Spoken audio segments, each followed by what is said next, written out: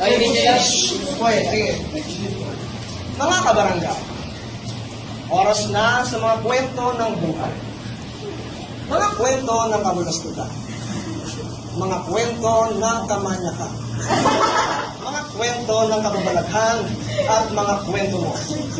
Ako ang inyong lingkod, si Papa Dokdok. Ito ang Barangay Love Stories. Ating basahin ang liham ng ating letter sender. Siya si John Christian Franklin. Hindi niya tunay na pangalan. 18 anyos, hindi niya tunay na edad. Taga Kings Point, hindi niya tunay na tirahan. At siya'y isang lalaki na hindi niya tunay na kasanyak.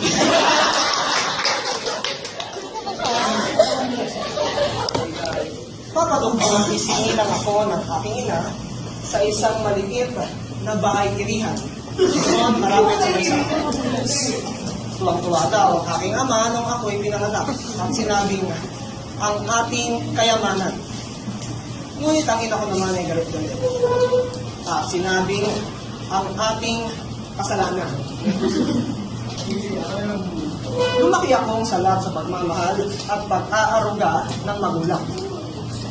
Habang mga kapatid ko ay nakaka-perfect sa exam, ay kinakain sila sa Jollibee at McDo. Ngunit kung ako naman ang nakaka-perfect sa exam, lulutuan ng ilangan ko yun. Ngunit kahit na ganoon, papadokdok, ay masaya pa rin ang buhay. Pag kumain, nagkakaroon. Yung kanin, chicken adobo. Yung balot, binibenta sa kanya. Lagay mo na nga ang baso. Pari ko, inuman.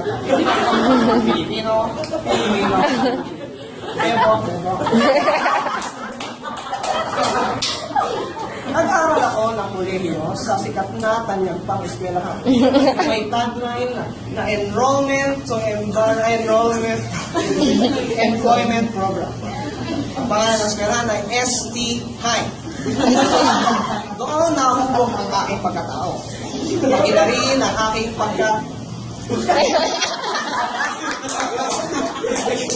Isa lahat ay tuhang ko na kilala ang aking pag-ibig.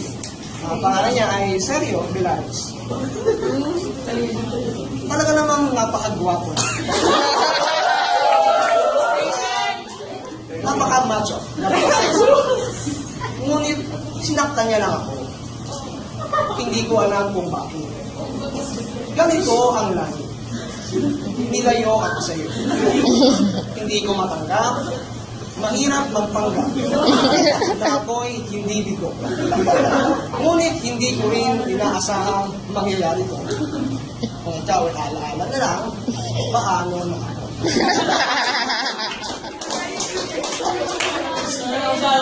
Dahil doon ay nagpasya akong mag-relax sa isang resort.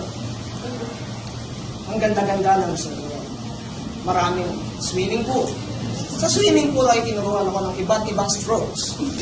Front stroke, back stroke, pati na rin heat stroke. Heat stroke. Doon din sa resort ay maraming court. May basketball court, tennis court, at volleyball court. Pati na Supreme Court. Walang kwenta. Kaya natulog na lang ako. Hanggang sa isang gabi ay may kababalaghang nangyari sa aking buhay. Gabi noong araw na yun.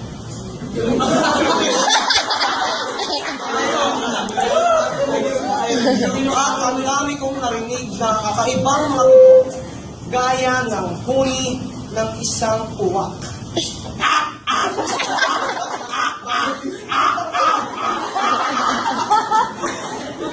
At huni ng mga kambing.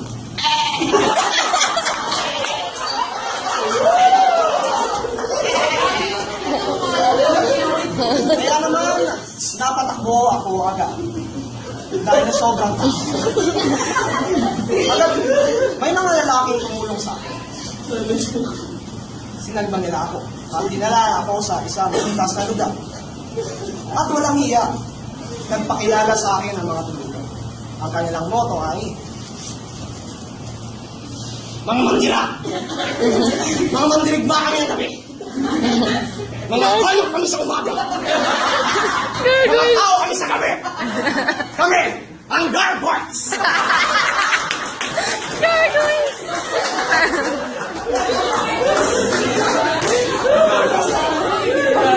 Gargoyles. Sa pagkakataong yun, naisipan kong maging rockstar na lamang.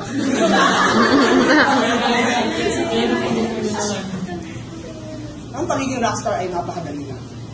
Umaga ay kakain ka ng rock, tanghali ay rock, at hapunan ay rock. Masaya naman na naging kinalamasan dahil naging rockstar ako. Sikat pa nga ako, mapanugno. Ngunit isang araw ay tinamaan ako ng matinding sakit ng tiyan. Halos hindi ko nakayanan ng sakit hanggang sa tinakbo na ako ng mga kapitbahay ko sa pinakamalayong ospital.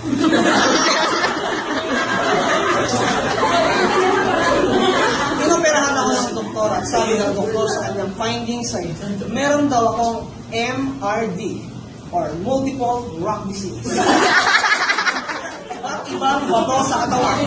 Bato sa abdo, bato sa katay, bato sa puso, bato sa lalamunan.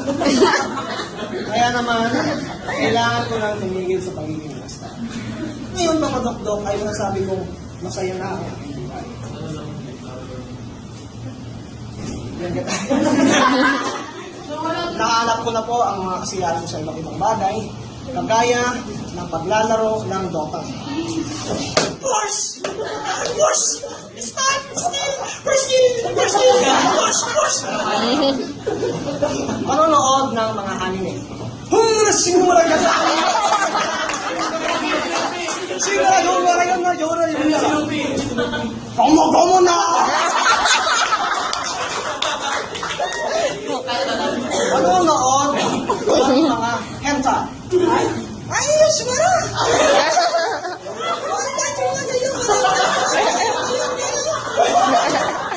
At pagsasayaw ng cramping.